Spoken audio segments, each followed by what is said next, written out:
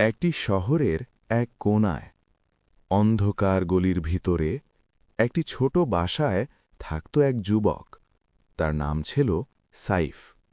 সাইফ ছোটবেলায় খুব ভালো ছিল। মসজিদে যেত, কোরআন তেলাওয়াত করত, সবাই তাকে ভালোবাসত। কিন্তু সময় বদলাতে বেশি সময় লাগে না।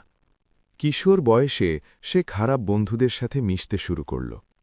প্রথমে ছোট ছোট গুনাহ, তারপর ধীরে ধীরে বড় গুনাহ। নামাজ একদিন বাদ, তারপর 2 দিন, তারপর একসময় পুরোপুরি ছেড়ে দিল। তার মা প্রায়ই বলতেন, বাবা, আল্লাহকে ভুলে যাস না। সাইফ বিরক্ত হয়ে বলত, আম্মু, এখন জীবন উপভোগ করার সময়। এখানে একটু বিরতি দেবেন। রাতের শহর, নিয়ন লাইট, বন্ধুদের সাথে আড্ডা, হারাম কাজ, সব কিছুতেই ডুবে গেল সে। কিন্তু ভেতরে ভেতরে তার মন শান্তি পেত না।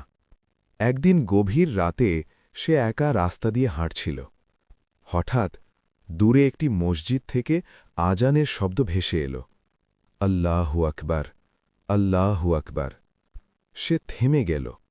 অনেক দিন পর এই শব্দ তার হৃদয়ে আঘাত করল। তার চোখে হঠাৎ পানি চলে এল, কিন্তু শয়তান তাকে আবার টেনে নিল। পরে ঠিক হয়ে যাবি, এখন না। ধীরে বলবেন। কিছুদিন পর একটি ঘটনা তার জীবন বদলে দিল।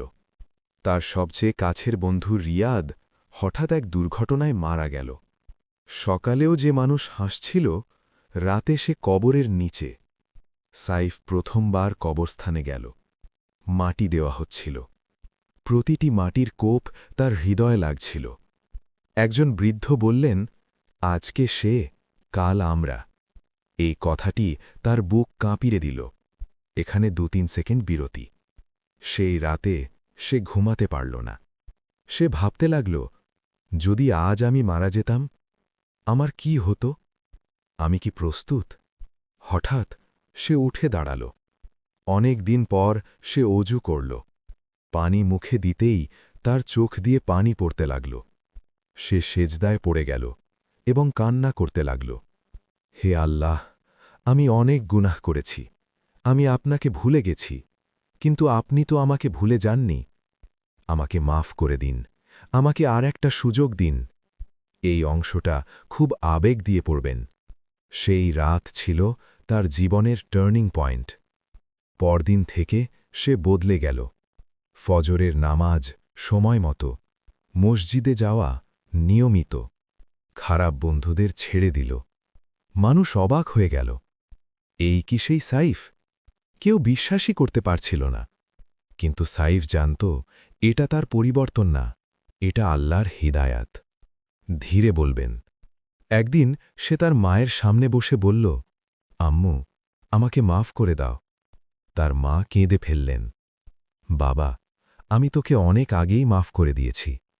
আমি শুধু আল্লাহর কাছে দোয়া করতাম যেন তুই ফিরে আসিস।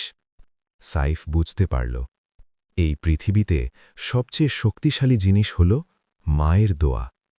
কিছু বছর পর সাইফ এখন অন্য মানুষ। সে মানুষকে দাওয়াত দেয়, নামাজের কথা বলে, গুনাহ থেকে দূরে থাকার কথা বলে।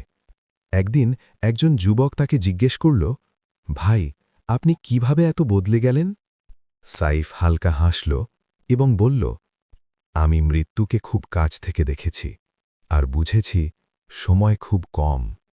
গুনাহ যত বড়ই হোক, আল্লাহর রহমত তার থেকেও বড়। আমরা যত দূরেই চলে যাই, ফিরে আসার দরজা সব সময় খোলা, কিন্তু মৃত্যুর আগে সেই দরজায় কড়া নাড়তে হবে। আজ না, এখনই। আল্লাহ আমাদের সবাইকে হিদায়াত দান করুন। আমিন।